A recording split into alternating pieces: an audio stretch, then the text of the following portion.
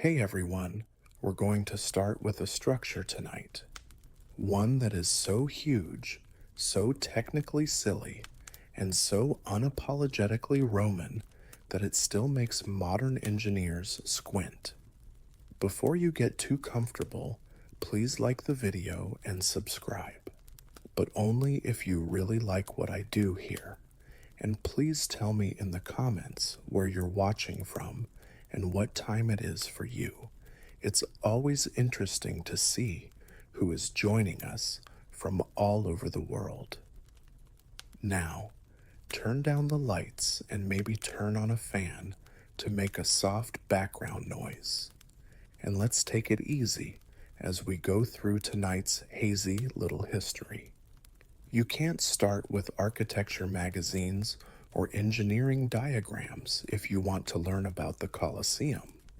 No, you start with pettiness, which is Rome's second most common natural resource after marble. People didn't build the Colosseum out of love, civic harmony, or a deep appreciation for the arts. One emperor wanted to forget about another, so they built it. The story starts with Nero, who is a human example of a midlife crisis. Decided that the biggest problems in Rome were not hunger, corruption, or fires that happened from time to time. He didn't have a big private lake for his golden pleasure palace. He tore down neighborhoods, moved thousands of people, and built himself a huge water feature that was as big as a mall parking lot. Vespasian came along with a practical solution. Kill Nero's lake. Put something in it. Put a 50,000-seat murder theater on top of it. This was like deleting your predecessor's entire hard drive and then putting in a 4K screensaver of yourself instead. It wasn't hard to see. It wasn't modest. It was Rome's biggest architectural screw you. Vespasian sent a message by picking this exact spot, Nero's old backyard. Do you remember that crazy, spoiled guy who ruined Rome? That's right. We don't either. People loved him. People will forgive political chaos faster than anything else if they get free food, free entertainment, and front row seats to lions eating criminals and circuses. It still works today. The size of the project alone would have made anyone think the emperor was trying to make up for something. Hundreds of thousands of tons of stone, armies of engineers, workers, quarrymen, and slaves.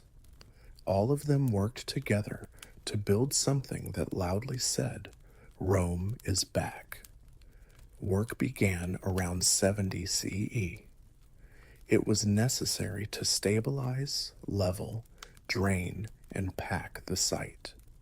Because it used to be a lake, a fact that the Romans took for granted because they were used to bending nature to their will. Modern architects would write reports about the state of the soil for 6 months. Rome simply said, drain it and start stacking rocks. In the end, the Colosseum was more than just a building.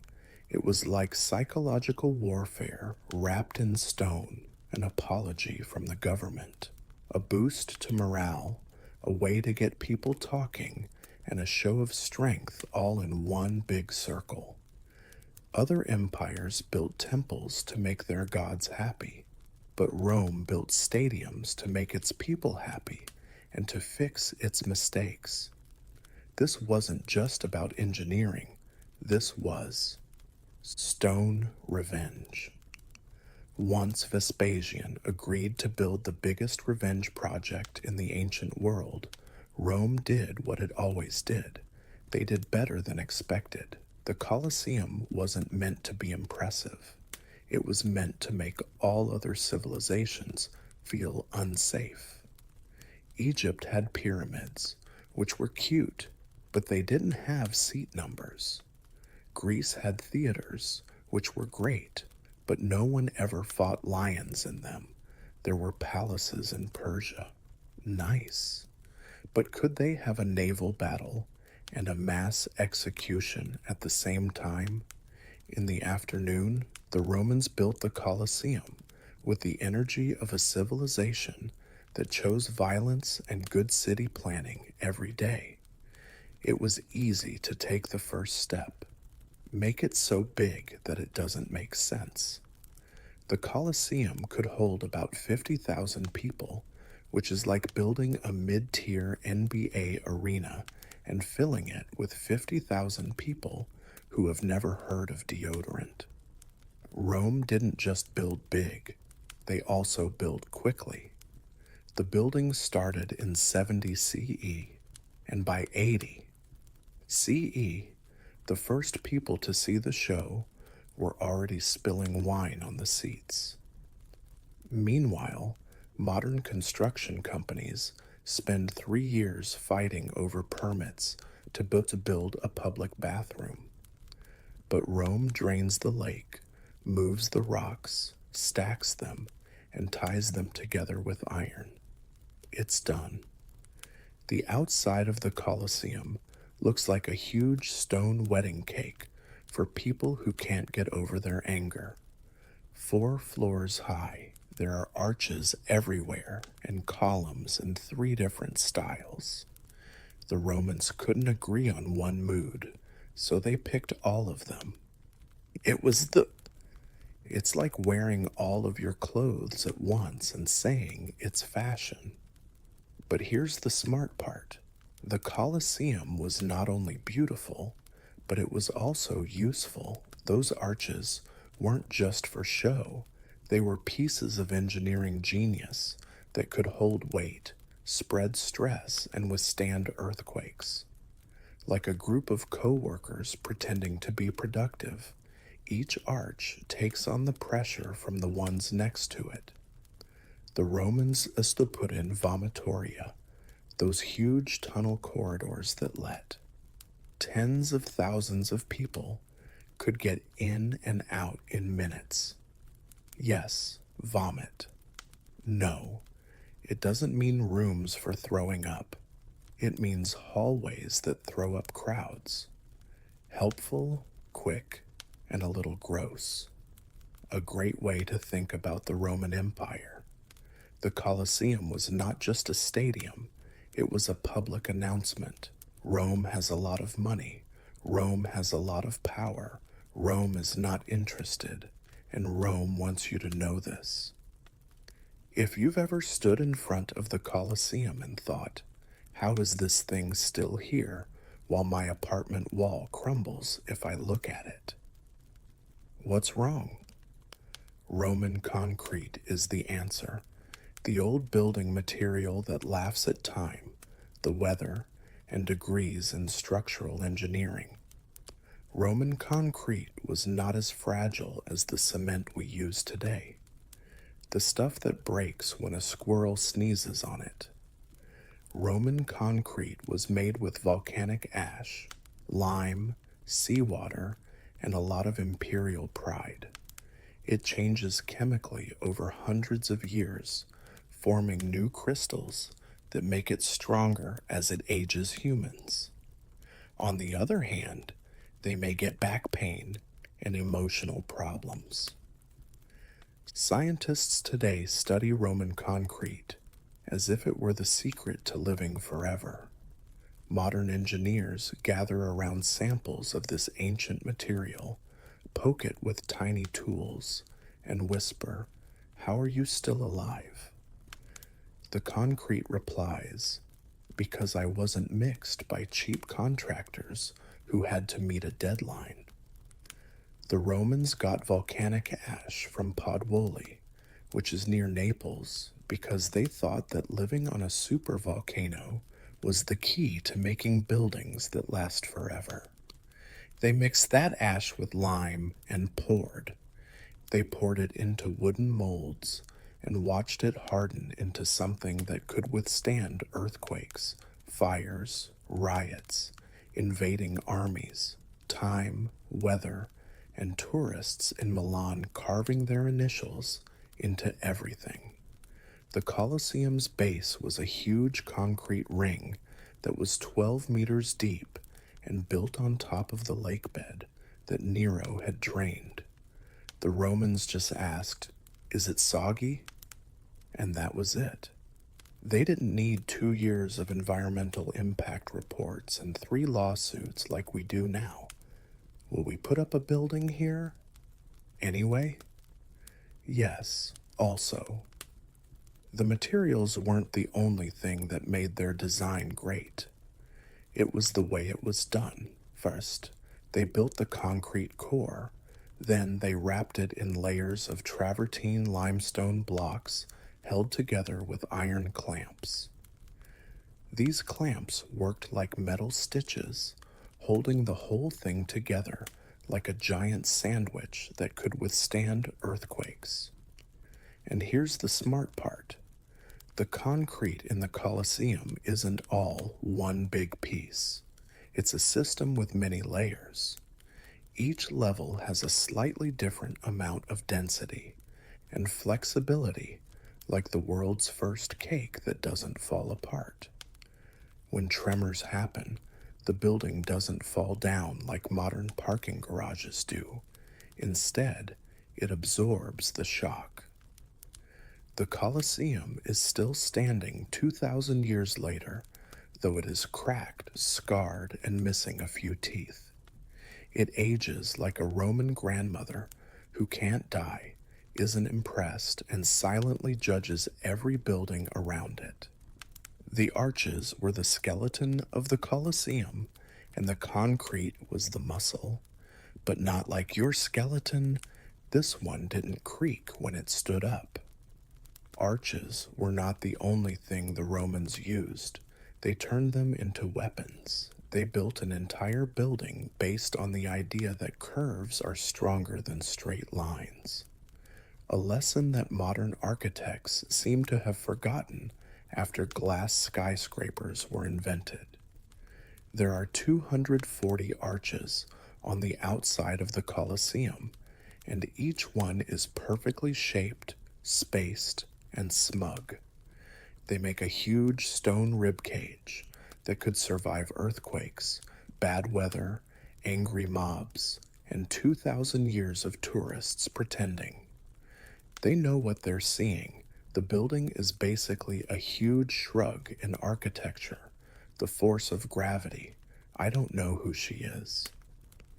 Here's the smart part. Arches don't send weight down. They send it sideways. Think of them like Roman senators who are always putting pressure on the person next to them. Each arch passes its load to the one next to it, and that one passes it on until the stress is evenly spread out and no one falls under the weight. It's the opposite of how group projects work. The Romans lived inside. There were 3 full levels of arcades, each with a different column style: Doric, Ionic, and Corinthian. This was because Rome wouldn't choose a theme. This wasn't architecture. This was flexing in 3 different languages. But the magic isn't only in how it looks. Those arches lead to vaults. The vaults make a honeycomb of hallways, stairs, and support rooms. It looks like someone asked, "How many tunnels can we fit into one building?" And the answer was, yes, it was. This network of arches and vaults made a building that could bend a little without breaking. The Colosseum shook many times during earthquakes, but instead of falling down like most old buildings, it absorbed the vibrations, yawned, and went back to scaring people. And this is the best part. The Romans had already tried to build this kind of structure before the Colosseum. Before this, they had made smaller amphitheaters, but this was the biggest one. The amphitheater that graduated. top of its class, and then beat up all the other amphitheaters behind the gym. Today, half of the building is gone because medieval stone thieves used it like an old Home Depot. But even at half strength, the arches that are still there are still strong, old, broken, and more stable than most people's feelings. The Romans were a lot of things: engineers, conquerors, philosophers, and most importantly, they were very good at keeping crowds in check. If you can effectively handle 50,000 people who are angry, hungry, and hot, congratulations on wearing sandals made of hope. You should have an empire. The Colosseum was more than just a stadium. It was a work of art in human traffic, a machine that could quickly swallow tens of thousands of Romans, peasants, nobles, merchants, drunks, pickpockets, and senators who pretended to be poor and then spit them back out, without anyone being trampled by an overly excited gladiator fan. The secret vomit rooms. No, not rooms for throwing up. Even though the internet says so, vomitorium does not mean room for throwing up after eating too many grapes. It means a place that spits people out. The Romans made the first fountains for people in the world. There were 80 doors into the Colosseum, and each one was numbered like a modern stadium, because even in 80 CE, someone knew that 50,000 people walking around asking, "Is this my seat?" would cause riots. People who watched the event were given tickets, which is cute when you think about how the ticket system was made for an event where half the people died. But the genius wasn't only in the entrances, it was in the flow. A complicated network of hallways, ramps, stairs, and passageways led people exactly where they needed to go.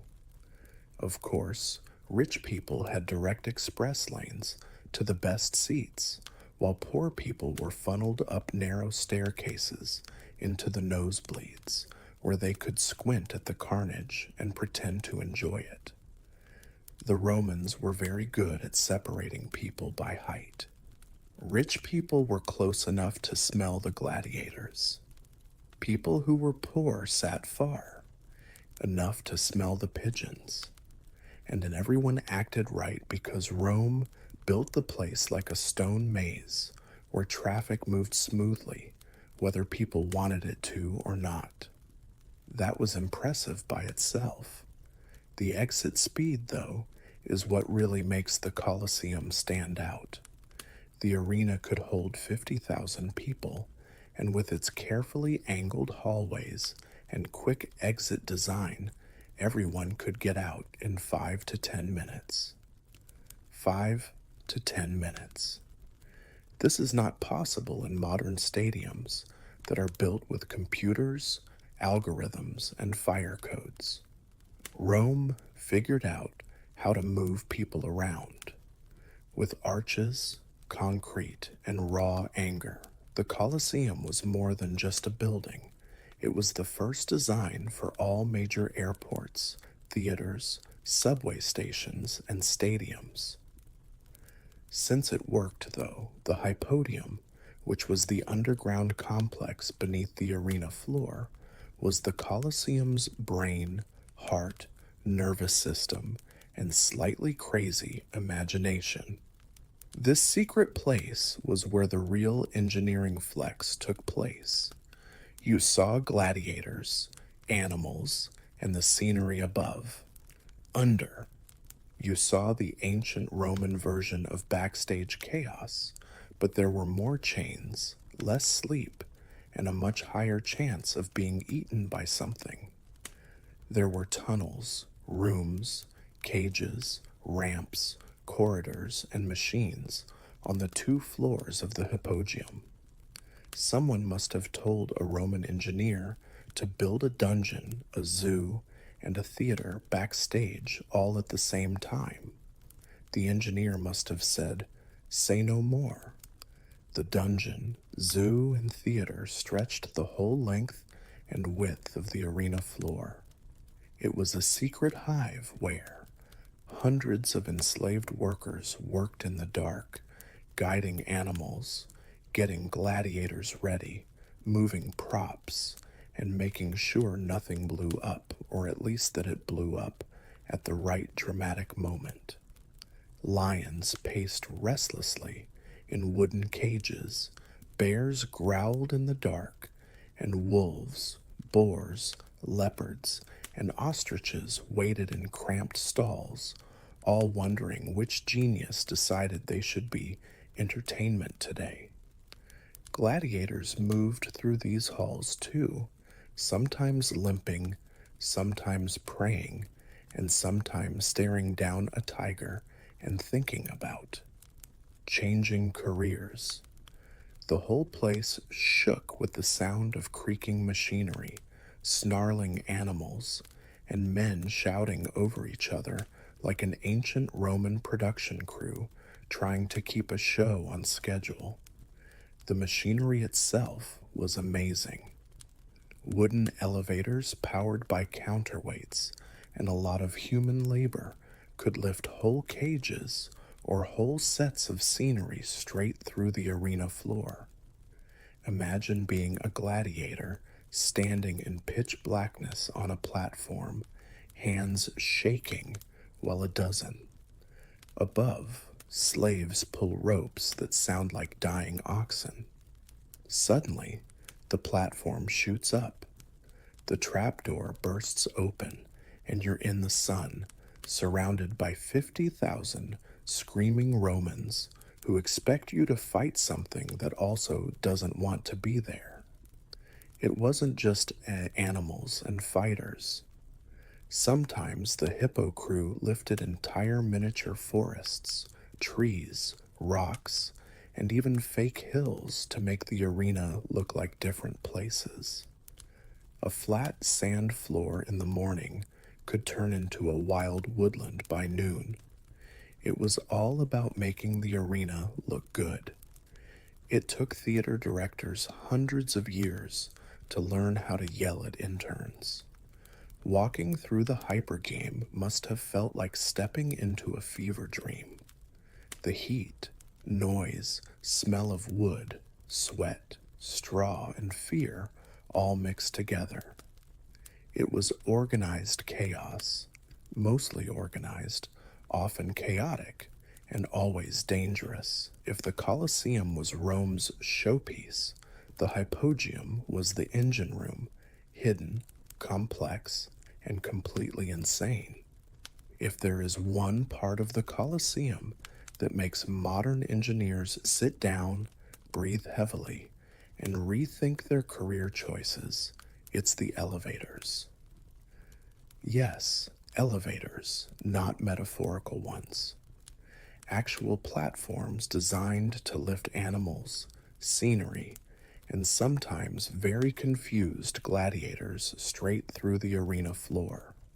This was the 1st century. No electricity, no hydraulics, no steel cables, just wood, rope, counterweight, muscle, and the kind of problem-solving energy you only get when the emperor demands a surprise tiger entrance. And you can't say no because, well, he's the emperor. The reconsider their career choices. It's the elevators. Yes, elevators, not metaphorical ones. Actual platforms designed to lift animals, scenery, and sometimes very confused gladiators straight through the arena floor. This was the 1st century. No electricity, no hydraulics, no steel cables, just wood, rope, counterweight, muscle, and the kind of problem-solving energy you only get when the emperor demands a surprise tiger entrance. And you can't say no because, well, he's the emperor. The system was almost comically overcomplicated. Under the wooden arena floor were dozens of vertical shafts, each with a platform attached to a complicated system of pulleys and winches. Groups of enslaved workers powered these by cranking huge capstans, which were basically oversized hamster wheels for humans. Each lift needed 8 to 12 men working perfectly in sync. If one guy got tired, the whole platform jerked sideways, and your dramatic lion reveal turned into an OSHA violation. Picture this: a lion pacing in a dark cage, its heart racing. The platform below it starts to rise, creaking like a barn door that has been haunted. Slaves grunt and sweat below, pulling ropes that are thicker than your wrist. The trapdoor above bursts open at just the right time. Sunlight hits the lion's face, and 50,000 Romans gasp, "Ooh!" like they're watching an old surprise party, but the surprise wants to bite someone's head off. This wasn't engineering. This was controlled disaster. The lifts weren't just for animals. Gladiators also used them to get to the stage. Sometimes they went alone, sometimes with a partner, and sometimes with trees, rocks, or the world's saddest imitation of a forest around them. These dramatic reveals were planned with the same level of precision as a Broadway musical and the same level of behavior as a chainsaw juggling act. Everything depended on coordination. One wrong move could send a platform crashing back down into the darkness. And history tells us that the Romans weren't very forgiving when valuable fighters or expensive animals were dropped like sacks of grain. The workers below were always on edge, knowing that every performance could turn the hypergym into a flattened zoo with just one snapped rope. But the system worked perfectly, over and over again. These elevators fired off hundreds of perfect cues during games, showing that the Romans weren't just good at building things, they were also good at making things move. The Colosseum didn't just show violence, it staged it, choreographed it, and made it look like it was happening. Just when you think the Romans couldn't make the Colosseum any crazier, they did something that sounds like a fever dream. They flooded it completely, on purpose, over and over again. This wasn't a plumbing accident or a weather-related incident. It was a deliberate engineering choice by people who looked at the world's largest amphitheater and said, "You know what? What would make this better?" Boats. These staged sea battles, now called Machi, were Rome's way of saying, "Yes, we conquered half the known world, but we also want to watch tiny ships ram into each other for entertainment." Flooding the arena required a level of hydraulic engineering that still makes modern civil engineers stare at diagrams and whisper, "How?" Underground pipes carried aqueduct channels into the arena, filling the entire floor with water deep enough for. They filled it with the theatrical impatience of a civilization that invented indoor plumbing just to show off. The change happened quickly. One moment, the arena was a sandy battlefield, and the next, it was a shimmering lake. Props floated, and miniature islands bobbed. The crowd's roar changed from bloodlust to delighted confusion. "Are we sailing today?" "Yes, Marcus, we are. Sit down." The battles themselves were pure spectacle. Prisoners of war or condemned criminals were forced to reenact famous naval conflicts, which was probably the world's earliest and darkest form of historical cosplay. Small wooden ships crashed into each other while thousands of Romans cheered from the stands, enjoying the kind of entertainment that would give modern insurance companies a heart attack. But this aquatic madness came at a cost.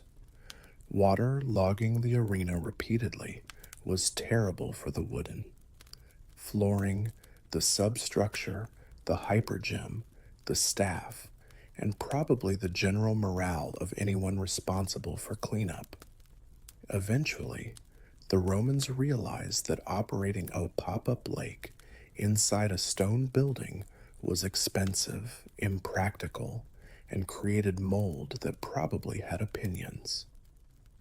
So, the practice faded out as fast as it began. Still, for a brief, glorious moment, the Colosseum wasn't just a theater of blood. It was a marine park, a giant stone bathtub of imperial arrogance, a swimming pool sponsored by the Roman treasury and fueled by questionable decision-making. Rome didn't just build a stadium, it built a venue capable of hosting a football match, a naval battle, and an existential crisis, all before lunchtime. If the Romans had one weakness, it was that they didn't know when to stop. They couldn't just have animals, gladiators, and giant naval battles. No, no. They also needed scenery, dramatic scenery, scenery that rose magically from the ground, like a theater stage managed by a team of caffeinated demigods. The Colosseum wasn't a stadium.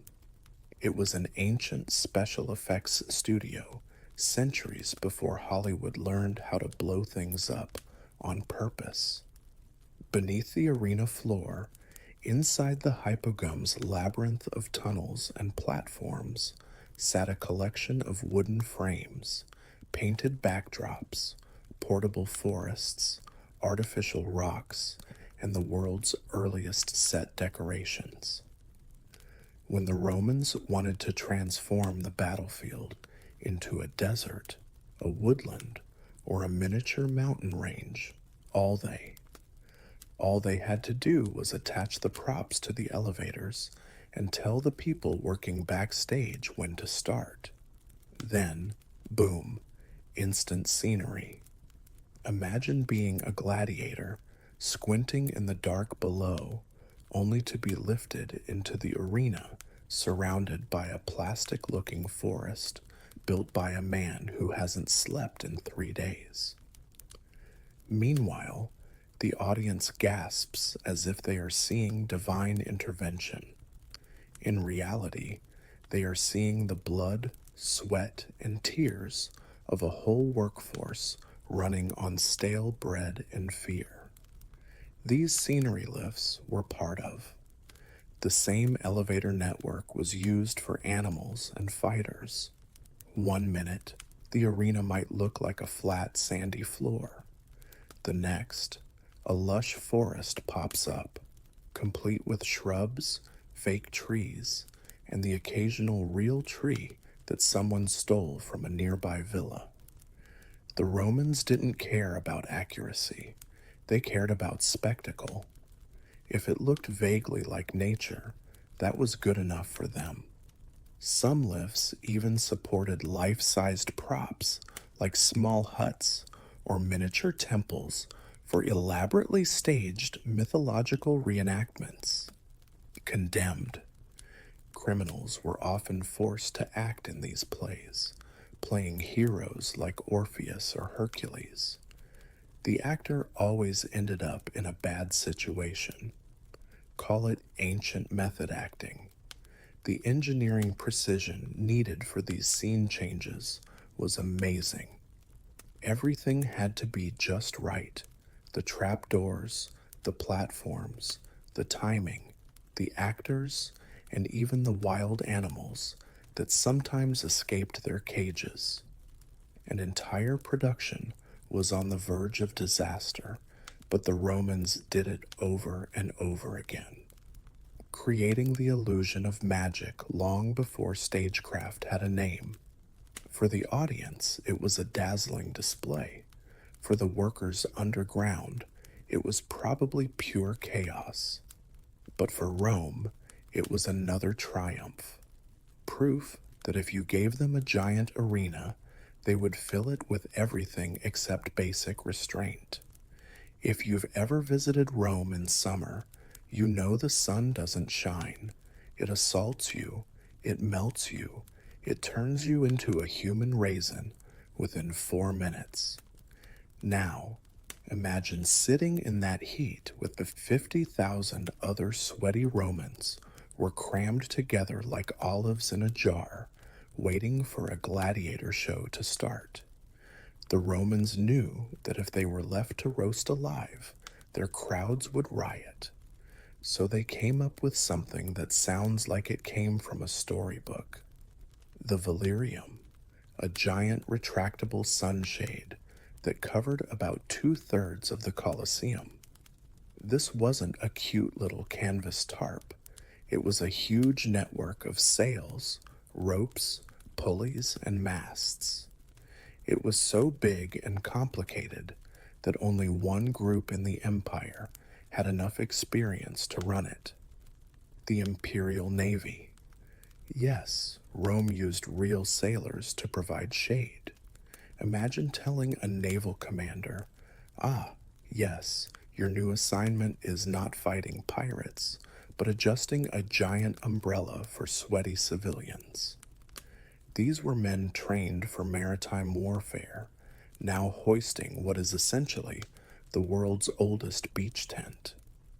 The Valerium worked by attaching enormous sailcloth panels to a framework of wooden poles anchored around the top of the Colosseum.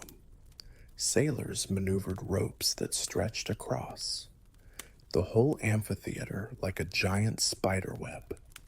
When fully extended, the Valerium filtered sunlight, reduced heat, and even directed breezes downward into the stands. In other words, ancient Rome invented stadium climate control, and they did it using the same people who normally commanded warships. Talk about overqualified. But operating the Valerium was a logistical nightmare. Every time the wind picked up, the whole system threatened to turn into a deadly parachute. A sudden gust could snap ropes, bend timbers, or yank. Running the Valerium took hundreds of men, perfect timing, constant communication, and the willingness to risk being catapulted across the arena if things went wrong. But somehow, the Romans made it look easy. While watching lions maul criminals, spectators enjoyed shade, breezes, and less glare. The Valerium even helped with acoustics by diffusing sound and softening the roar of the crowds. It wasn't just practical, it was a statement. Look what we can do. With fabric, rope, and an unhealthy obsession with public comfort, modern stadiums have multi-million-dollar retractable roofs. Rome had sailors, pulleys, and vibes, and honestly, the sailors did a better job. One of the most overlooked engineering feats of the Colosseum wasn't the elevators, the trapdoors, or the ability to flood itself on command. It was something far more subtle and far more dangerous. Sound. The Colosseum wasn't just built to entertain people, it was built so 50,000 Romans could hear every scream, roar, shout, and last-minute plea to the gods with perfect clarity. The Romans understood something modern stadium designers still struggle with. Crowds want to hear things. They want to hear armor clashing, lions snarling, the crunch of sand under a gladiator's feet, and occasionally the unsettling sound of something very large and very angry being released from a cage. The Colosseum delivered all of this with the precision of a natural amplifier. The secret was its oval shape, a design that funneled sound inward and upward. The arena was like a bowl of acoustic soup, with cheers, gasps, and the universal Roman chant for "hit him again" all mixing together. The elliptical shape kept echoes from scattering, sending sounds straight to the audience. Even the poor souls in the nosebleed seats could hear the sharp intake of breath from a gladiator about to make a terrible life choice. But shape alone wasn't enough. The Romans built the stands and passages using vaults and arches that channeled sound. Waves efficiently. Stone corridors acted as resonating chambers, amplifying reactions from the crowd into a stadium-wide rumble. Imagine 50,000 Romans shouting at once. Now imagine that sound getting boosted by architecture. Terrifying? Yes. Effective? Absolutely. The velarium also played a role. When extended, the massive canopy acted like a sound diffuser, softening harsh echoes and bouncing noise back into the arena. Modern acoustic engineers study this system, often while questioning their life choices. The velarium helped create a surprisingly even sound profile, made it possible for everyone to hear the show, no matter where they were sitting. More importantly, it kept the emperor's sensitive ears from being overwhelmed by chaotic echoes. Nothing ruins a good execution like bad acoustics. Even the arena floor added to the soundscape. Beneath the wooden planks was the hypergeme, whose chambers created a subtle reverberation effect. Every stomp, roar, and impact, carried with a theatrical intensity Rome would never admit was intentional, but it really was. The Colosseum wasn't just a place for violence, it was also an early experiment in audio engineering. It was built so that everyone in the audience could hear the exact moment someone regretted signing up to be a gladiator. When you put 50,000 Romans into a huge stone bowl on a hot summer day, most of whom only bathe when Jupiter personally tells them to, you have a problem. A problem with ventilation. The air is starting to taste like human soup. Any normal ancient civilization would just accept the pain. But Rome looked at the problem and said, "No, we will find a way to get rid of this smell," and they did it somehow.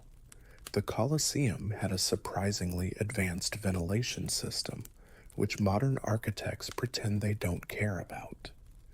The whole building was made to allow air to flow through it.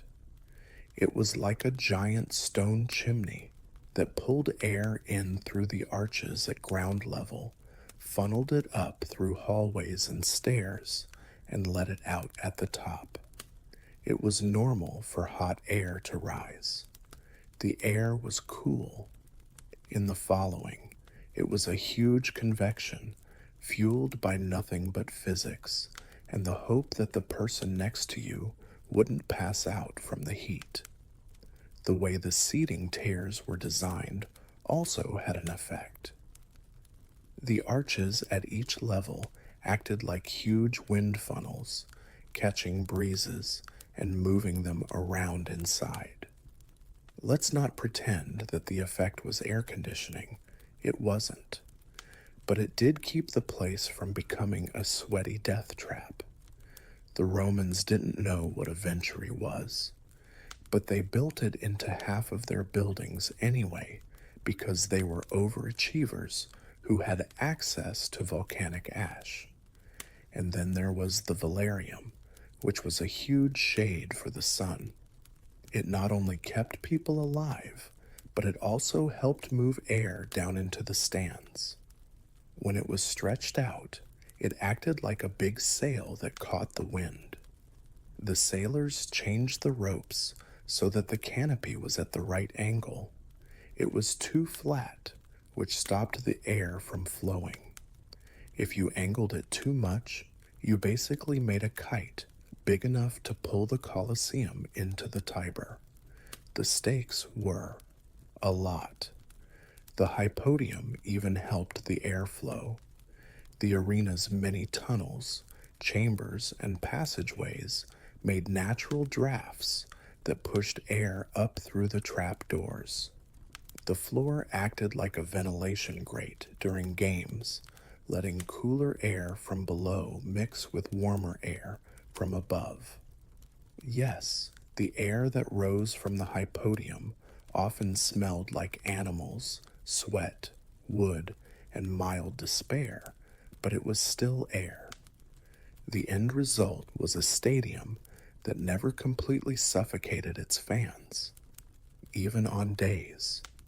It wasn't perfect when the weather, the crowd, and the games all worked together to make it happen. It wasn't fancy, but it worked. Rome didn't just control the flow of air, it was made into a pet by the Romans. The Colosseum has survived almost 2,000 years of earthquakes, invasions, lightning strikes, vandalism, time, gravity, and teenagers carving their names into stone. This is one of the greatest cosmic jokes in history. But if someone upstairs sneezes too hard, your new apartment building will crack. The difference isn't magic. The Romans built the Colosseum as if they thought the earth would attack them, which it did a lot. Rome is in an area where earthquakes happen a lot, but the Romans didn't think of them as a problem for building. They thought of them as a design challenge, so they built a structure that not only withstood tremors, but also lived with them. Of course, the secret was not being emotionally flexible. It was well known that Romans were very bad at that kind of structural flexibility. The arches, vaults, and radial walls that made up the Colosseum's skeleton formed an interlocking network that could absorb shock waves like a huge stone shock absorber.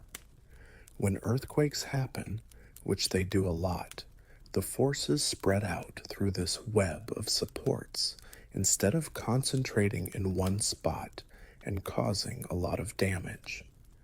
Engineers today call this a distributed stress response. The Romans called it just another Tuesday. The base was just as brilliant. There is a huge 12-meter thick ring of concrete under the arena, with stones, and made to hold on to the ground like a stubborn grandmother who won't leave her favorite chair. This base wasn't very strong. It had enough give to move a little bit without breaking. It was like ancient memory foam that didn't break, but it was made from volcanic ash and pure engineering confidence. Iron clamps held the big outside blocks together, like skeletal tendons that kept the whole building together. The Romans didn't use mortar, which cracks under pressure. Instead, they used metal too, tie their stone together. Many of these clamps were stolen by builders in the Middle Ages to use as weapons and tools. This is why the Colosseum looks broken today. The earthquakes weren't strong enough to make the building fall down. It fell down because people in medieval Italy saw free iron, and made decisions. The Colosseum is still standing, even though parts of it are missing and it has been damaged for hundreds of years. It's half gone, but the other half won't fall. It's like a boxer who lost an eye, 3 teeth, and most of his ribs, but still wants to fight. Of his ribs, but he won't give up the fight. Rome didn't just build a building, it made a survivor, a stone giant that learned to sway, bend, absorb, and outlive the very ground that shook beneath it. The Colosseum had another purpose, even though it was full of great engineering, like the arches, elevators, ventilation, and naval battles that no one wanted. One that is much more subtle and much more powerful. Psychological warfare. This wasn't just a sports venue, it was a tool for scaring people on an empire scale, hidden as fun. The Colosseum told each person who saw it one thing: Rome is strong, not beautiful or rich, no. The message was that Rome has money, people, and enough lions to fill a medium-sized airport. And if you don't follow the rules, guess who gets to eat? The structure was built to show how powerful Rome was in every way.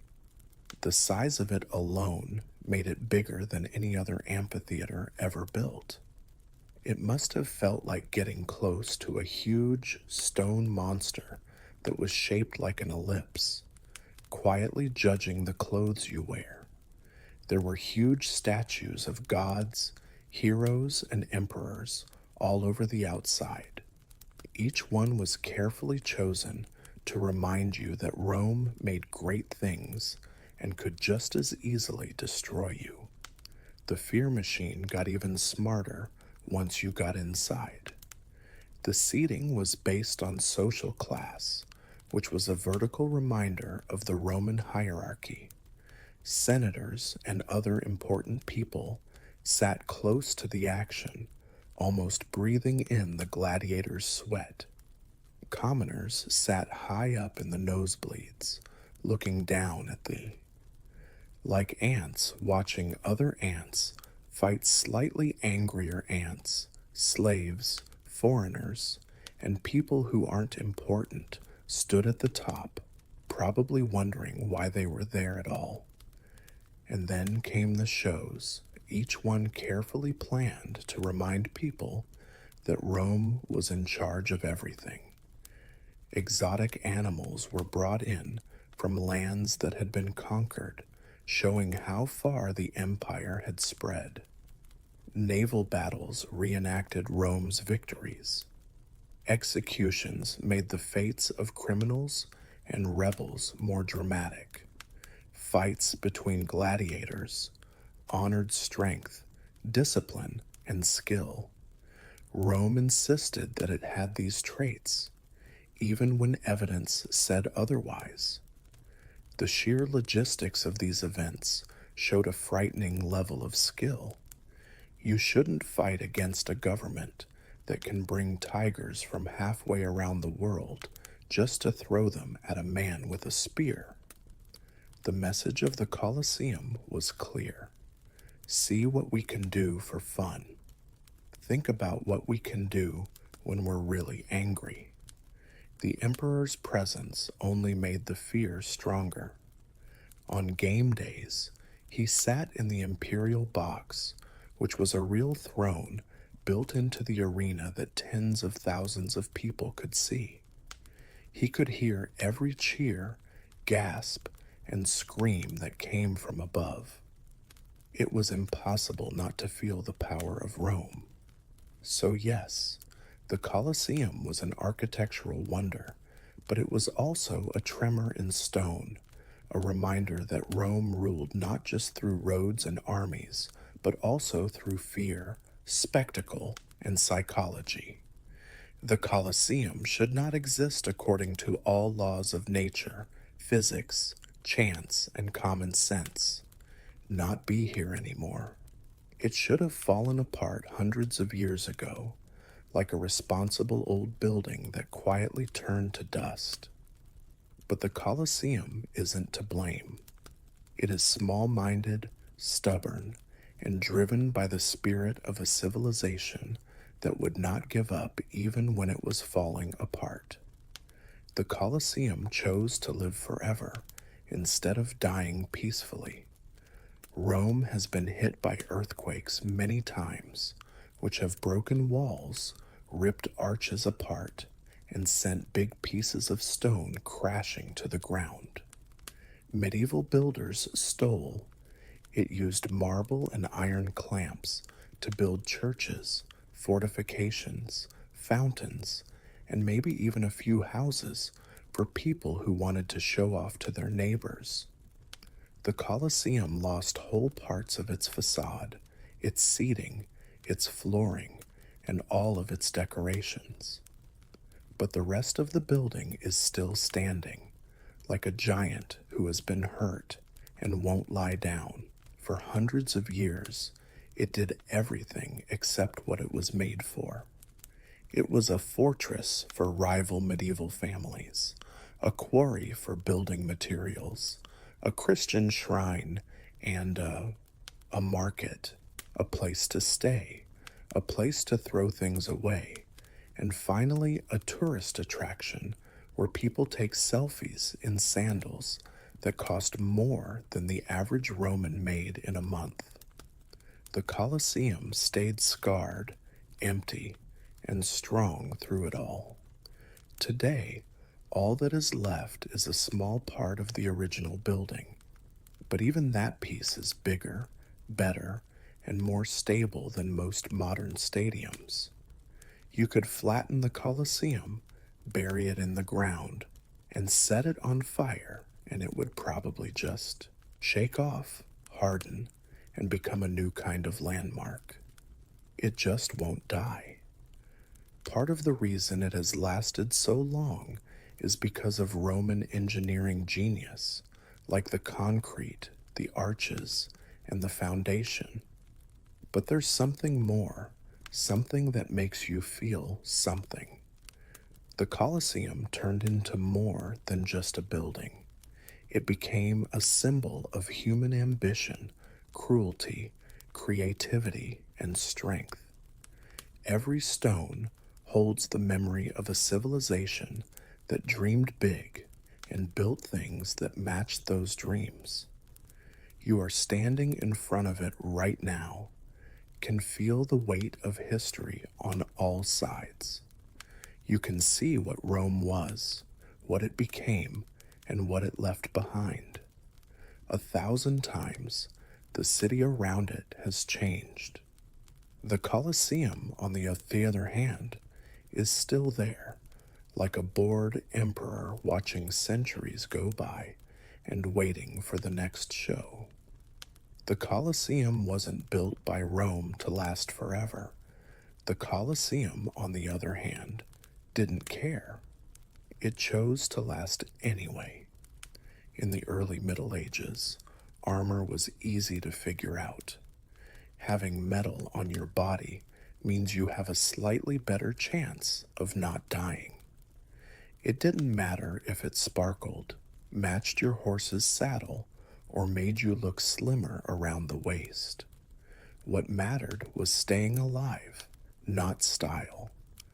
But as Europe entered the 13th and 14th centuries, something amazing and very human began to happen.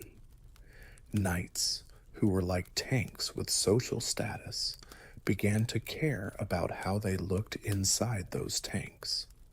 Armor wasn't just gear anymore. It was like a medieval version of drip, ego, and identity. The change didn't happen all at once. It started out small and slowly grew.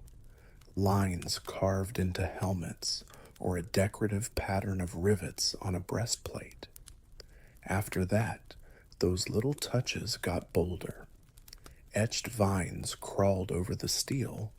People hammered, chiseled, and inlaid lions, griffins, swords, and religious symbols into the metal. People could tell right away that a knight was on the battlefield, even though his face was hidden. They could tell by the artistic signature on his armor. And don't get me wrong, medieval nobles loved being known. Why win a battle without letting anyone know? Could win it by looking like the last boss in a fantasy game. By the end of the Middle Ages, armor-making shops were a mix of blacksmiths and fashion houses. In cities like Milan, Augsburg, and Nuremberg, master armorers became famous in their own right. You didn't just buy armor if you were rich. You ordered a work of art. Families treated their suits like family heirlooms, badges of honor that showed family history, wealth, and personal stories. Heraldic symbols on a knight's armor could show loyalty, intimidation through scary engravings, or just plain vanity, because the polished steel was so shiny that you could see your hair in it. Of course, all this customization led to competition. Knights looked at each other's armor the same way celebrities do when they look at each other's outfits on the red carpet. A plain suit without any decorations might be fine for protecting your ribs, but it also said, "I'm a background character." So the noble class made the game harder. Gold inlay, black and steel, glued metal, embossed figures, and even tiny saints hammered into. Van braces. All of these things were part of the medieval fashion arms race. At the height of full-plate armor, knights were more than just fighters. They were like moving galleries of metalwork, and each step made a noise that showed off their pride, ego, and very expensive taste.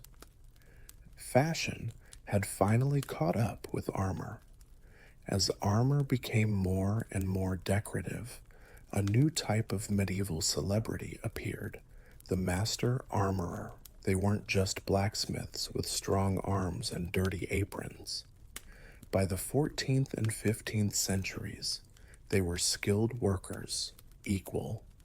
Parts, engineer, metalsmith, and designer of clothes. And like all good designers, they had their own styles, signatures, and loyal noble clients who wouldn't wear anything but their work. For example, Teccan. The Italian city became the medieval armor capital of the world. The Masaglia and Negroi families made suits that were so pretty that some knights would have rather lost battles than have the enemy see their breastplate up close. The Italian style liked smooth, elegant curves, a high polish, and a hint of engraving. In the Middle Ages, it was like minimalist luxury, showy but tasteful.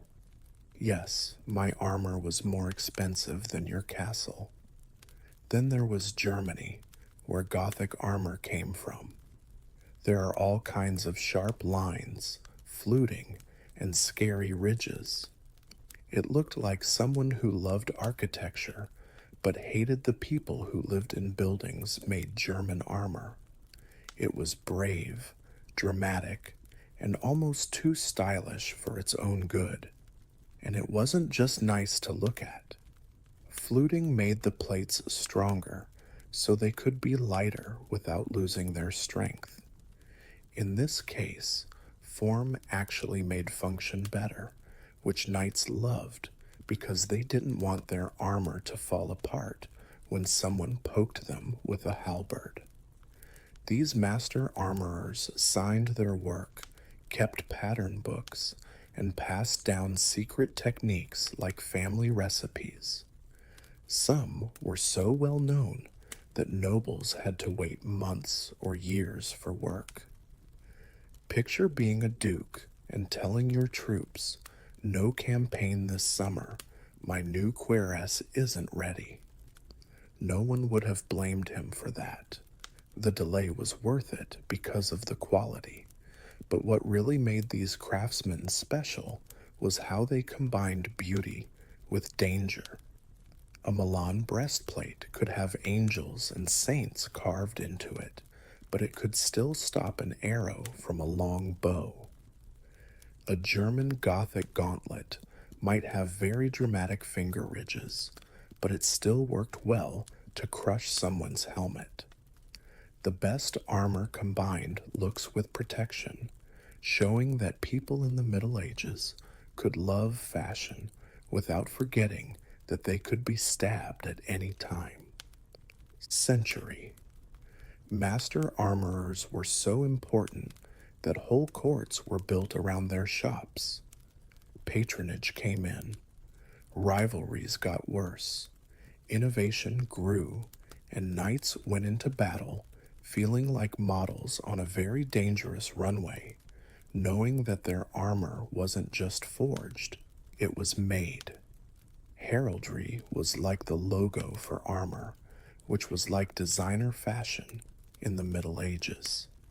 The bold, clear logos were all over every shield, helm, and surcoat.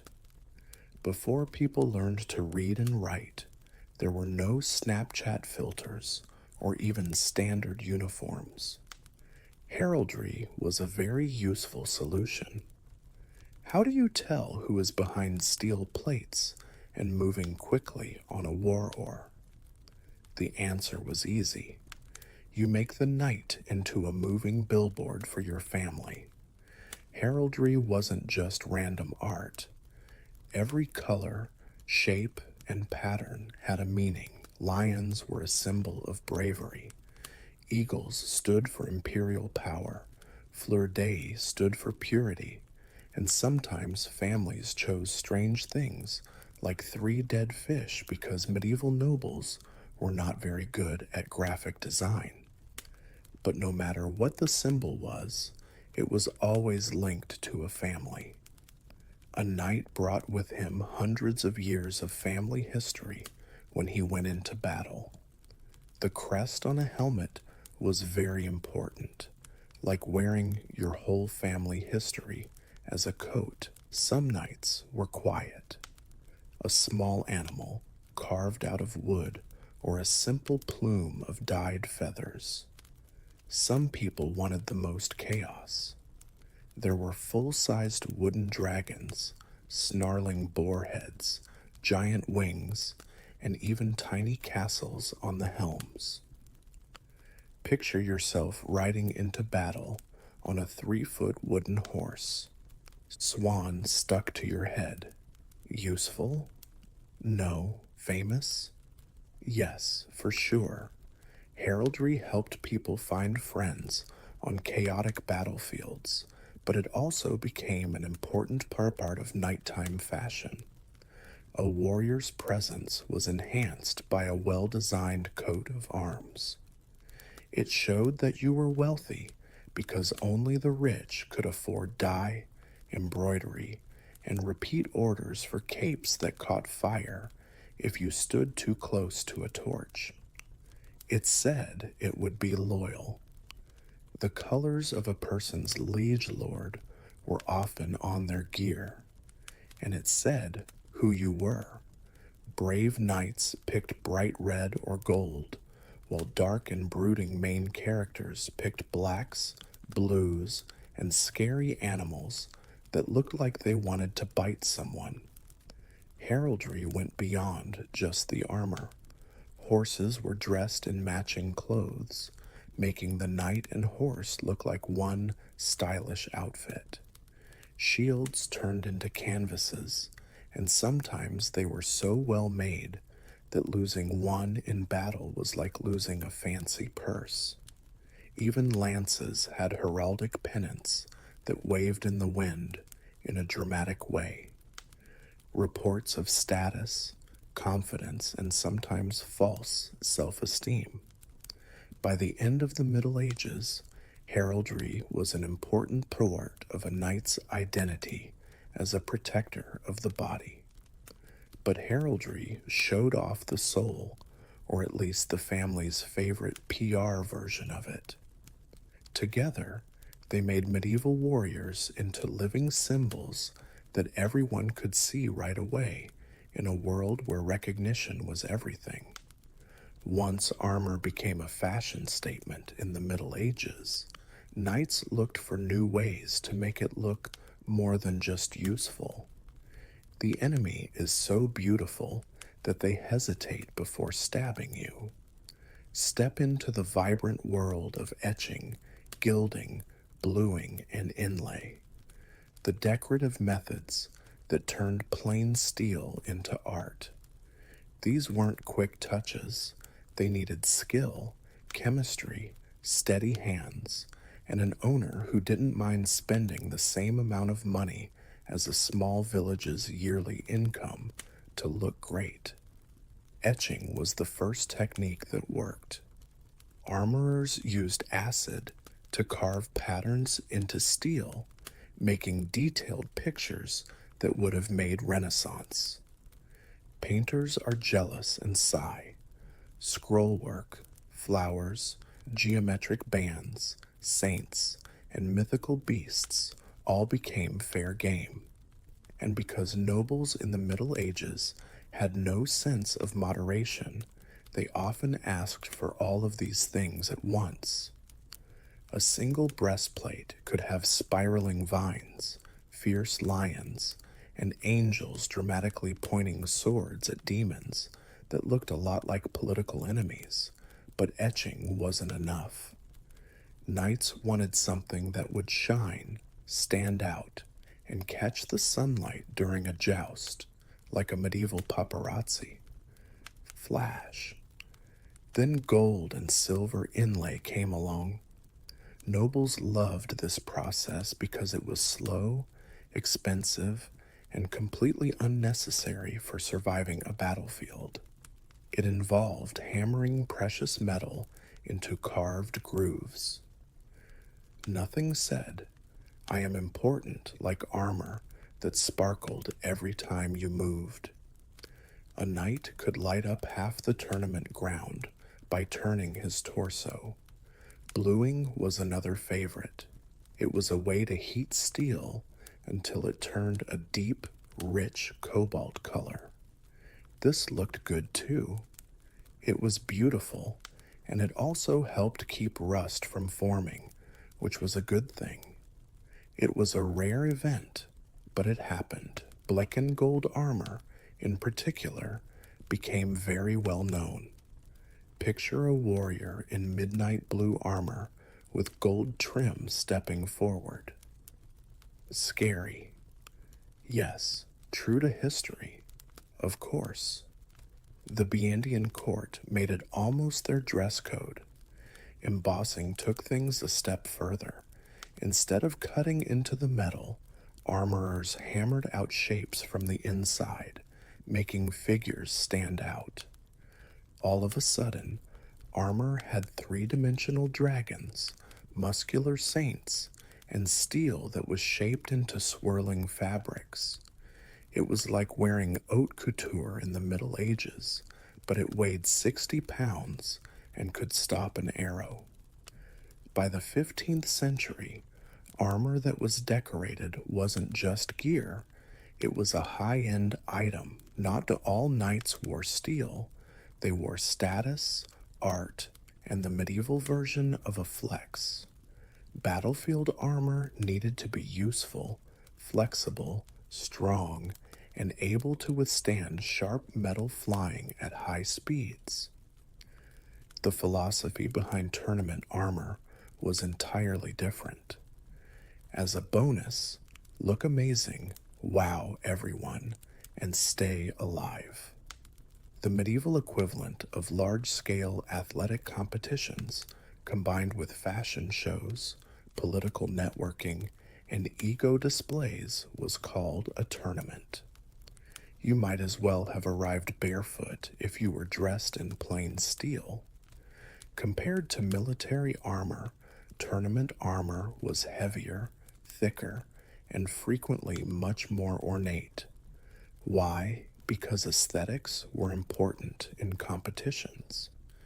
You weren't battling for your life, you were vying for attention, prestige, and ideally, the respect of aristocrats observing from the stands. Armor that could dazzle a crowd from 50 yards away was what knights desired. Consider a runway model with horses, lances, and the occasional concussion. The focal point of these fashion shows was the joust. Knights ordered unique helmets with large crests, oversized visors, and vivid hues. In addition to deflecting lances, some barrel-shaped helmets were made to make you resemble an armored monument on foot. Many were embellished with fabric mantling that whipped dramatically in the wind or painted in vivid colors. Realistic, hardly dramatic, and vital. Then there were the crests, which were enormous sculptures that were displayed at parades and presentations atop helmets. These weren't little ornaments. Gilded crowns, roaring beasts, enormous wings, and occasionally entire miniature landscapes are what we're talking about. A sculpted lion on a German tournament helm was so big that it likely produced aerodynamics. Drag, but that was the idea. Subtlety was seen as a tragic personality flaw, and size did matter in tournaments. Additionally, tournament armor had a strong theme. A knight may create a suit based on his personal motto, family mythology, or even his heraldry. It is possible for someone to show up wearing armor with saints blessing his lance engraved on it. To appear ferocious and ethereal, someone else might decide to use a dragon motif. In a desperate attempt to appeal to that one noble, another might use romantic symbols, hearts, and vines. Woman in the viewing area. Frequently, these suits were either too heavy or too specialized for combat. They were designed for melee fighting, jousting, foot combat, and particular tournament events. The arms race of customization was only accelerated by the distinct design requirements of each discipline. In the same way that modern athletes switch jerseys, the wealthiest nobles kept entire wardrobes of tournament attire. Armor was more than just protection in competitions. It was theater. Not every piece of armor was designed for combat, and not all. Armor was designed for competitions. There was some armor for a much more delicate, very medieval use. Knights and nobles had to wear full regalia to stand around looking important at ceremonies, coronations, royal entrances, weddings, diplomatic receptions, religious festivals, and any other event involving powerful people and an audience. And that regalia frequently included armor that had no business being anywhere close to a battlefield because it was so elaborate, ostentatious, and wildly impractical. The purpose of ceremonial armor was to something before the wearer had a chance to speak. I'm rich. I am honorable. I have strength. Indeed, I spent more money on this suit than the typical town earns in 10 years. Compared to battlefield plate, this kind of armor was usually lighter but more decorated. Raised embossing, velvet under padding, gold leaf, silver applique, and enamel accents were typical. Some suits were so covered in layers of precious metal that they could be categorized as something between a portable bank vault and military gear. The Milan and German workshops were masters of these showpieces, creating helmets sculpted into faces that gaze down onlookers with the emotional range of a bored demigod, pauldrons shaped like mythological beasts, and breastplates with three-dimensional cherubs. Additionally, these suits were used for political objectives.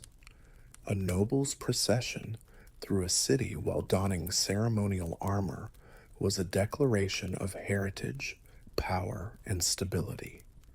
The armor conveyed authority. For many generations, my family has lived here. These are the places where my ancestors fought. Moreover, please be impressed by the 10-pound gold eagle on my shoulder, which represents our family. Guards wearing coordinated, polished, and intimidating ceremonial armor sets welcomed foreign envoys. You weren't simply going into court. The elite literally shimmered in the world you were about to enter. Such performances were adored by kings. Henry VIII, Maximilian I, and Charles V all ordered suits that were essentially wearable propaganda meant to ingrain an image in the minds of rivals and subjects. Similar, ceremonial suits prioritized mobility over defense, in contrast to tournament armor.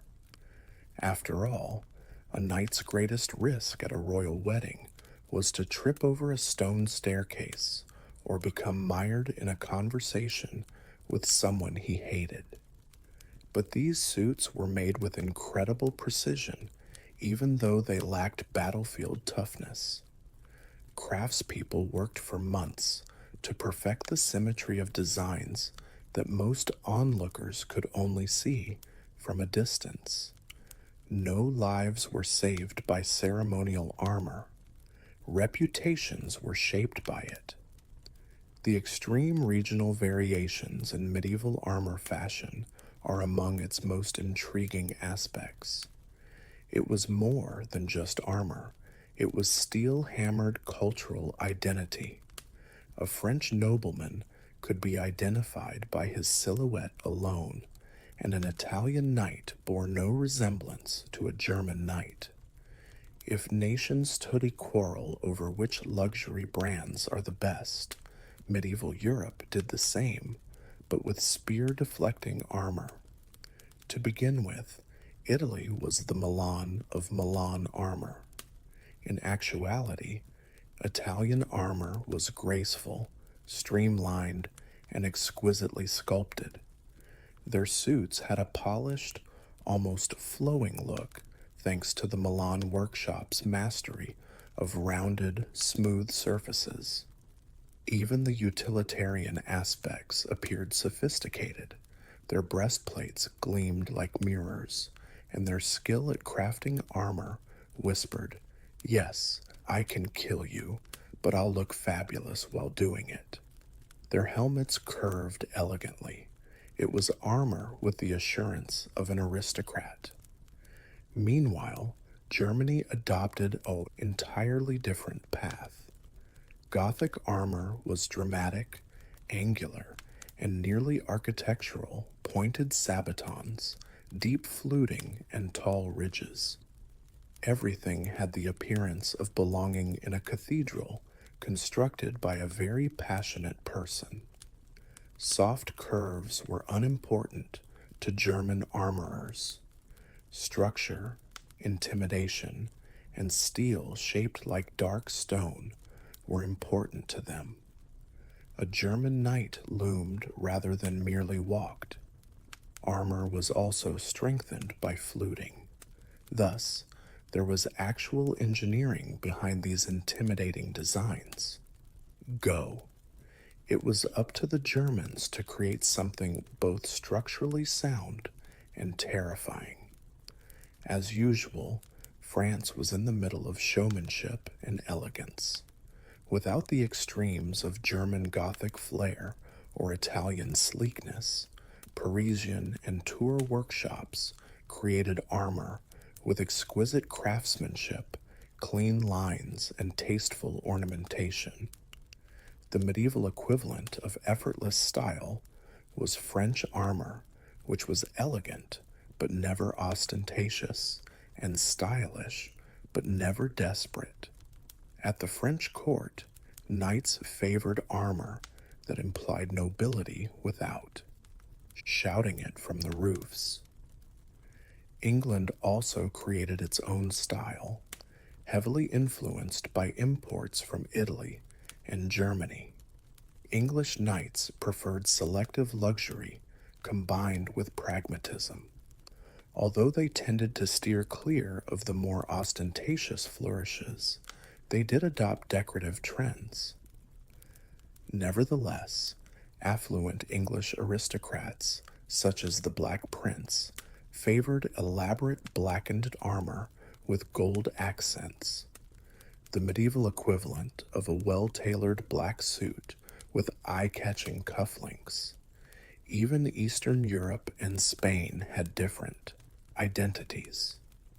Polish armor later added wings because it seemed that Spanish armor was not dramatic enough, while Spanish armor frequently featured bold etching and gilding. Armor was more than just protection in every region. It was fashion transformed by geography. By the late Middle Ages, knights curated their armor rather than merely donning it. No two suits looked exactly alike because personalization became so common. There was no mass production of armor. The owner's preferences were taken into consideration when tailoring, sculpting, and decorating it. Personality as well as occasionally insane artistic vision. Personalization started with small tweaks. If a knight had access to Instagram today, you can bet he would be sharing close-ups of his gauntlets with captions like, "New pauldrons dropped feeling cute, might joust later." Picking a specific pauldron type, adding additional ridges for flair, or deciding on a preferred helmet shape. But things quickly got out of hand. Before long, knights were requesting specially fitted, torso-flattering cuirasses with personalized vambraces, greaves and mottos with designs inspired by family tapestries. A cathedral roof is more expensive than a fingerprint, but a suit of armor became just as distinctive. For purely decorative purposes, some knights customized their armor. They wanted their armor to shine, make a statement, and sound like a metallic trumpet blast. Dramatic contrasts were made possible by bluing, gilding, silver inlays, and colored lacquers. A gold filigree suit that was completely blackened appeared too. What a superhero from the Middle Ages would wear. Refinement was indicated by a polished silver suit etched with flowers, a breastplate with a crimson accent. Others used personalization to tell stories, such as, "I wanted everyone here to know I'm dangerous and fashionable." Armor turned into steel and a biography. A knight with extensive travel experience might adorn his suit with regional motifs, French flirtatious patterns, German fluting, and Italian scrollwork. An advocate may ask for engraved scenes, either crosses the rim of the helmet or comes from Jerusalem. Veterans added symbols of their triumphs, such as broken lances, captured standards, and beasts they claimed to have killed. However, medieval knights exaggerated so frequently that some of these beasts most likely never existed outside of their imaginations. even amusing details were included. Some helmets were designed to give the wearer a permanent resting battle face, such as snarling faces or strange expressions. Some nobles included small jokes or obscure symbols that could only be seen up close. An inside joke sewn into a high end jacket in the Middle Ages. Personalization also meant optimization from a functional standpoint. Knights added reinforcing plates for their preferred fighting styles, altered joints for mobility, or asked for specially made gauntlets for their grip. It was ego meeting craftsmanship, fashion meeting engineering. By the 15th century, a knight's armor was more than just clothing. It was a declaration, a tale, a legacy, and occasionally a little showmanship. Armor had advanced significantly by the end of the Middle Ages, beyond its initial intent. What began as warrior protection gear developed into a full-fledged artistic tradition that combined engineering, metallurgy, aesthetics, heraldry, and blatant ego. The concept of armor as fashion never faded, even after gunpowder rendered plate armor increasingly outdated on the battlefield. Rather, it moved into symbolism, culture, ceremony, and eventually entertainment and fantasy. The artistic prestige of armor was maintained by the Renaissance courts. Monarchs such as Charles V and Maximilian I. Long after they ceased using them in actual combat, they kept commissioning extremely elaborate suits. These armors were used as diplomatic symbols, gallery pieces, and propaganda tools, evidence that armor had evolved beyond combat. It was no longer equipment. Visual rhetoric was used. A golden armored monarch wasn't getting ready for battle. He was projecting legitimacy, exercising authority, and reminding everyone in the room who was responsible for funding all of this gold leaf collecting.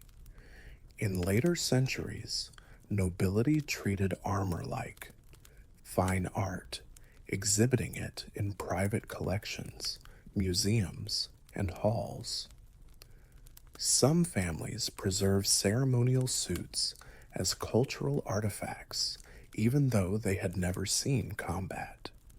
These pieces, which were frozen monuments to medieval craftsmanship and the desire to look impressive without getting stabbed, were as much about ancestry as portraits or statues.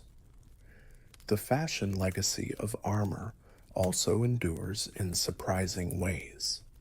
Modern police ceremonial gear, military uniforms, and parade attire all heavily reference medieval aesthetics. Polished metal, braiding, crests, and plate epaulets. All of these are reminiscent of the visual language developed centuries ago. Today, when a ceremonial guard proudly stands in shining regalia, they are carrying out a custom that originated with medieval knights who wanted to look fashionable as they rode past a crowd. Then there's popular culture. Armor has become a major visual motif in fantasy literature, video games, and movies. From elaborate elven suits to evil spikes to valiant breastplates, the medieval custom of creating. The foundation of contemporary storytelling is now armor beautiful. Maximilian ridging, Milan curves, and Gothic fluting continue to inspire artists. Evidence that the creativity of medieval armorers continues to influence aesthetics long after swords were no longer the preferred means of settling disputes. In the end, Medieval armor's legacy demonstrates something profoundly human. People desired beauty even in a violent era. Identity was what they desired. Flair was what they desired. They became chilly as a result. They turned steel into art because they could, not because they had to. Their bodies were shielded by armor. Their stories were immortalized by fashion. An Egyptian feast of nobility did not just happen. Every stage was planned days in advance to impress guests, pay tribute to ancestors, and remind everyone that the host had both wealth and divine favor. It played out like a ritual drama. The estate became a vibrant organism before a single fig was cut or a single jug of lotus wine was uncorked. A portion of a palace. The first to relocate were the servants, who were part temple, part kitchen. They polished limestone floors, swept courtyards, and hung garlands of lotus flowers at first light, filling the corridors with their lovely scent. The aroma wasn't merely ornamental. Lotus was a symbol of divine purity and rebirth, suggesting that this meal would have far greater significance than a straightforward dinner.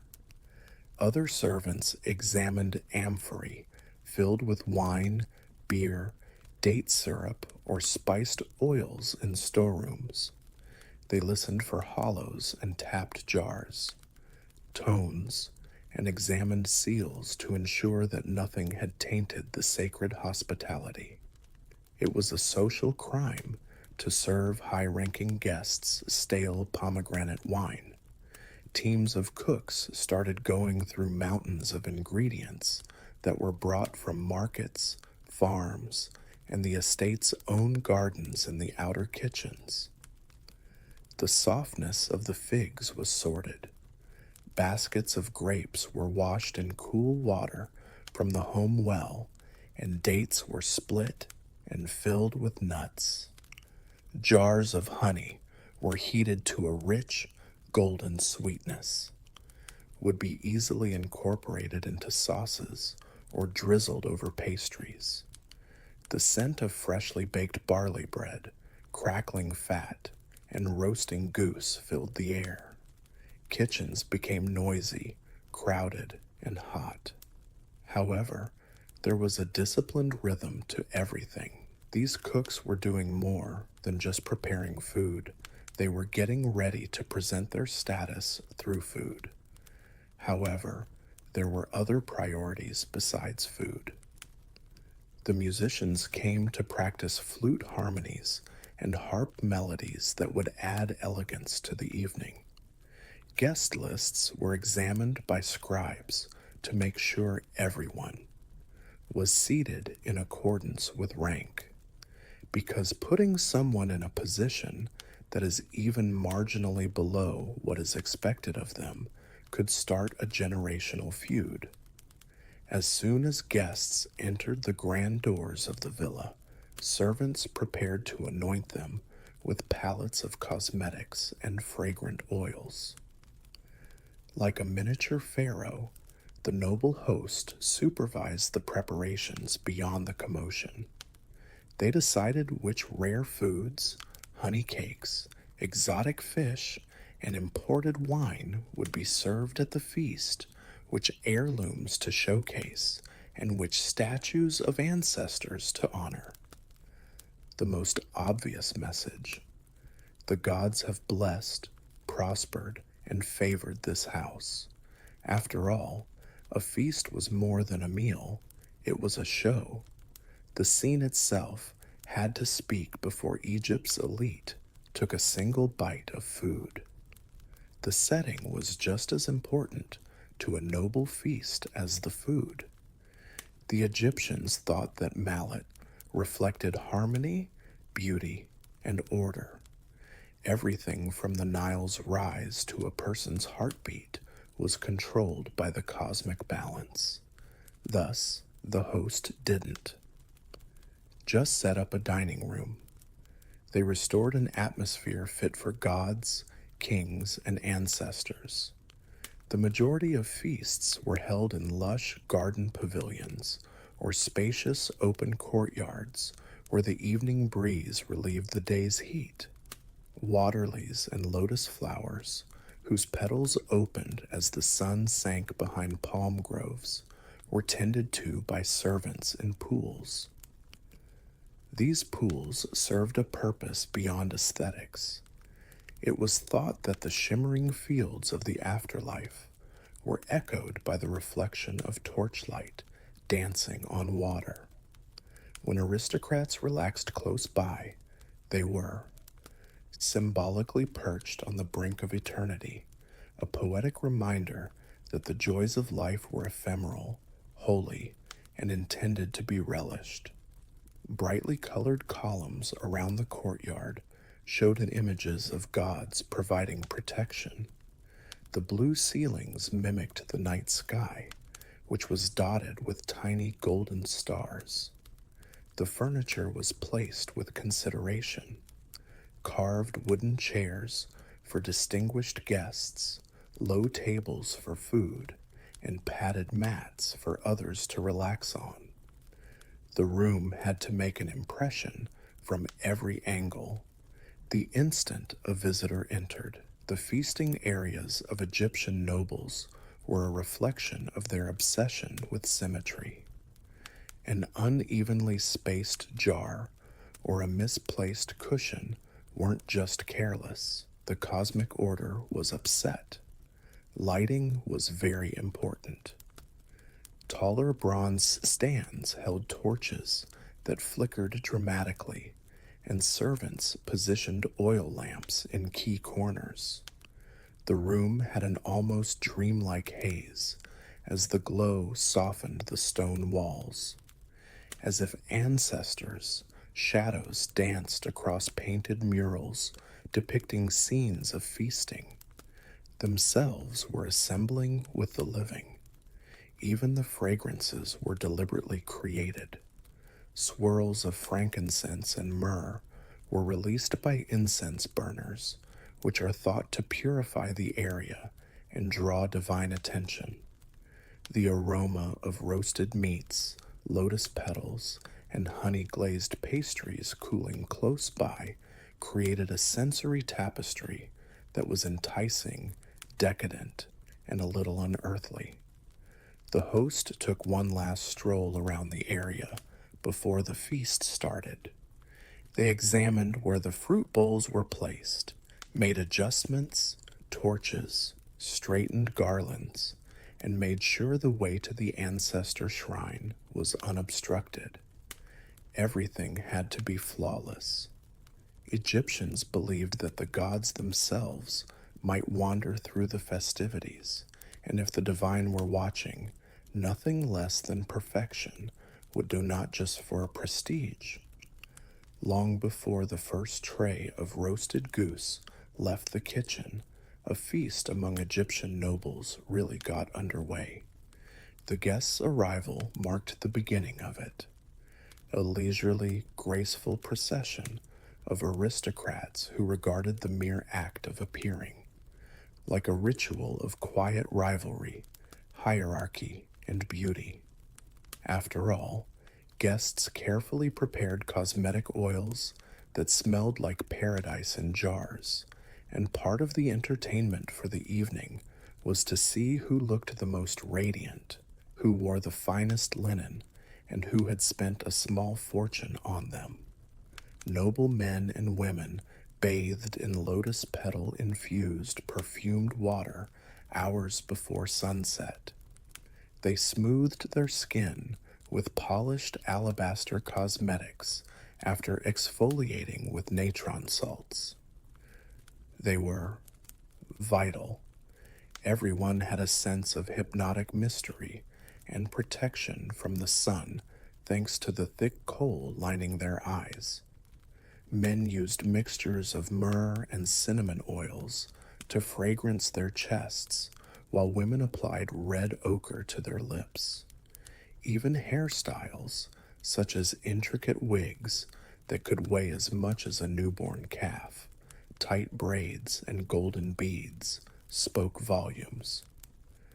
The procession was purposefully slow when they eventually reached the villa. Through ornate gateways adorned with palm fronds, guests entered the courtyard and garlands of lotuses. In order to wash their hands and feet, servants welcomed them with shallow bowls of fragrant water. Hygiene wasn't the only issue here. It represented stepping into a hallowed realm of plenty and leaving behind the dust of this world. Clothes were very important. The richest aristocrats wore linen that was so exquisitely woven and sheer that it seemed to float like smoke.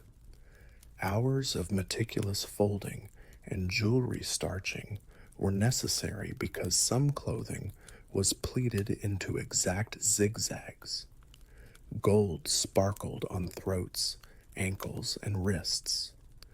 Bangles, fiancé beads, and lapis lazuli amulets fashioned like ankhs or scarabs.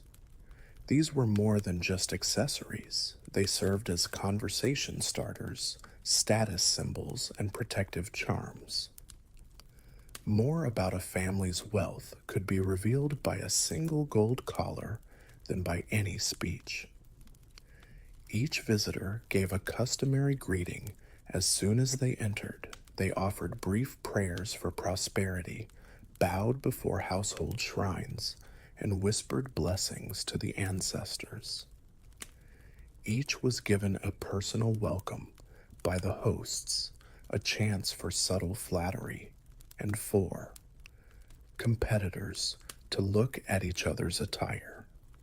Everyone reclined later according to social rank, and seasoned nobles could tell exactly how the seating would go by simply listening to the host's tone. The stage was finally set, with the courtyard glowing, the air fragrant, and the guests shimmering like walking jewelry displays. Appearances already told half the story, and the feast could start. If the attendees were the evening's highlights, then the food, which was extravagant, plentiful, and purposefully over the top. Noble Egyptian feasts were more than just meals. It was a staged display of prosperity, agricultural might, and divine favor. Even the most stoic aristocrats could not help but marvel at the sheer spectacle of abundance as soon as servants brought out the first trays, causing conversations to stop and jaws to relax. The roasted goose was always the focal point. A perfectly roasted bird, geese were a sign of prosperity. Crackling skin, dripping juices seasoned with garlic, coriander, and a glaze of honey, indicating that the host was well off and had good taste. Just the scent permeated the courtyard like a message from God.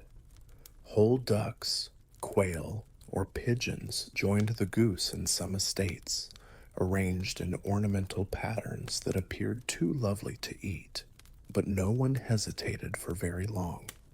Fruits were just as beautiful. Figs so tender they crumbled under a thumb were piled high in bowls. Baskets of dates filled with crushed grapes and clusters of grapes still cool from the shade. Pomegranates and nuts. The ruby-red symbols of rebirth and life were cut open, revealing jewel-like seeds that sparkled in the lamplight. Youngsters thought that every seed contained blessings from the gods. Adults shared this belief, but they pretended it was just custom. Sweetness was a sign of prosperity. Precious and challenging to make, honey was used to coat pastries, flavor sauces, and liberally drizzle over fruit.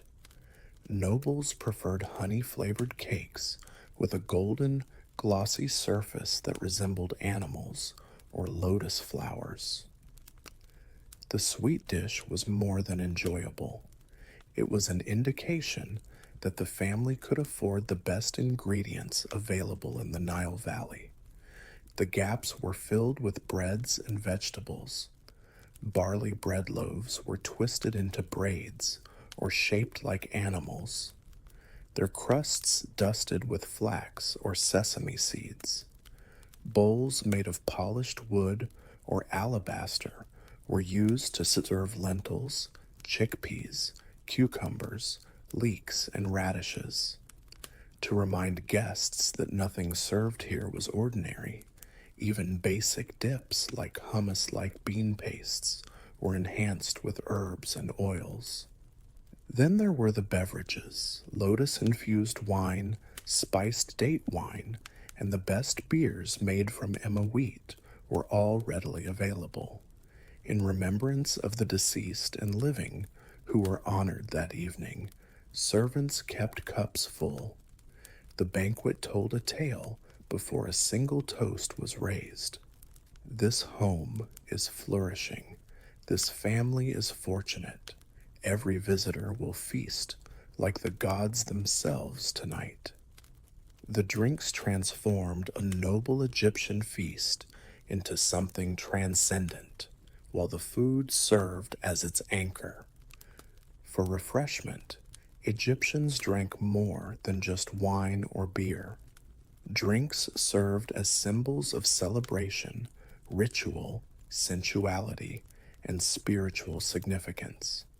When a servant raised a jug and poured the first cup at a noble feast, the evening became an offering not only for the guests, but also for the gods, ancestors, and spirits that were thought to interact with the living. Lotus wine was the banquet's main attraction. It was more than just a beverage, it represented divine rebirth. The lotus blossom closed at night and reopened with. The cycle of life, death, and resurrection is reflected in the morning sun. Lotus petals were steeped in wine, giving it a faint blue hue and a delicate floral scent. The image serves as a reminder of the holy river that kept Egypt alive. Nobles enjoyed the idea that every mouthful contained a hint of cosmic renewal as they sipped it slowly and let its sweetness roll across their tongues. Egyptians experimented with flavored wines as well. Pomegranate wine had a rich ruby hue that glowed in torchlight and was tart and colorful. Date wine, thick and nearly syrupy, it had rich caramel notes and was a favorite among older aristocrats who said it lifted their spirits. Certain wines were infused with herbs such as coriander, cinnamon, or desert mint, resulting in blends that oscillated between indulgent and medicinal beer. But it continued to be the lifeblood of Egyptian drinking culture. Noble beer, made from barley or emma wheat, differed greatly from the regular beer consumed by laborers. It was richer, smoother, more meticulously filtered, and frequently honey flavored, or seasonings. Beer, a drink of the earth made from the grains that flowed from the Nile's yearly floods, represented sustenance and plenty. Beer cups were refilled by servants as carefully as wine goblets during feasts to ensure that no guest ever had to endure the humiliation of an empty vessel drinking itself in accordance with ritual etiquette. In remembrance of their ancestors, guests raised cups. For the spirits, they spilled a few drops on the ground. They raised a toast to the gods. Particularly honored were Osiris, the lord of rebirth, and Hathor, the goddess of joy and music. In the right to drink, It was an easy belief. As music grew louder and conversations became more meaningful, the dead rejoiced alongside the living as they feasted joyfully. Hierarchies were slightly relaxed by the drinks, allowing stories to flow and laughter to rise. In those moments, petals floating on wine, glasses glowing in the lamplight, the distinction between divine blessing and earthly pleasure was blurred by the feast. The atmosphere became much more than a meal as the feast progressed. The performance turned into a sensory experience.